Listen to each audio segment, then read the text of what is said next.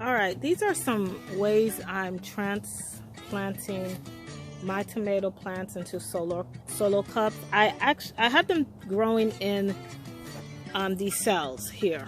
Okay, they're all in here, grouped in together like this in these much smaller cells or growing containers. And as you can see, you do not want this going on. I mean, these are root bound, okay? They probably could last a little bit longer, but they would definitely be stressed out and clamoring for a room. And so I'm gonna tear them apart and put them in these cups, these solo cups, and just kind of have them hanging out here. We have this weird weather here in Georgia where it could be very deceiving. And tomatoes, if they experience like low temperatures, anything below 50 could be problematic for them. And we have been known to have frost.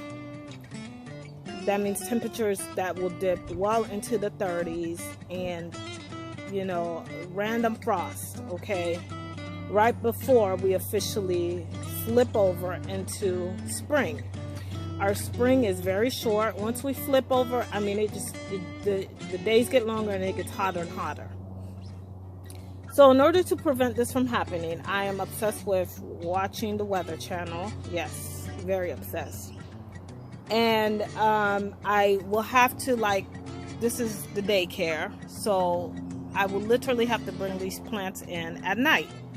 But if I put them in their permanent home, which is down in the garden bed or up here on the green stalk, then what will happen is they'll end up dying, okay? And all of this work will be in vain. So to prevent that from happening, I'm having to do this. It seems a little bit tedious, but this necessary work of taking them apart. And tomato plants are very resilient. I mean, you could tear them. They don't mind you messing with their roots. Like, I could just tear them apart like this. Okay? Get my solo cup, and I could take off the bottom leaf, just pinch off the bottom leaves. These are some cherry varieties that I'm growing. Tom wild cherries, look. Okay? Stick that in here like that, and add my soil. Okay, all right, and that's pretty much it.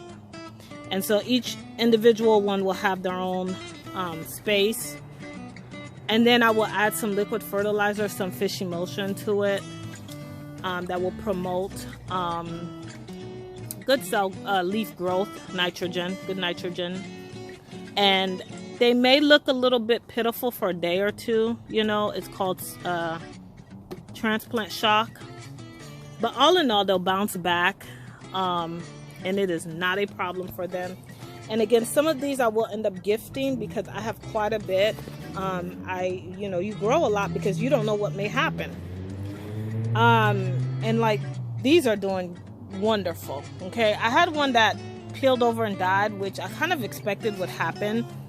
The toddler fell on that plant, and it was kind of bent in many areas, and I was trying to do, like, you know, some CPR, and it was very dramatic, but he didn't make it, and that's okay. That's why we plant a lot of plants, because you just never know what can happen. So, well, anyways, just a few things that I'm doing out here on this beautiful Sunday.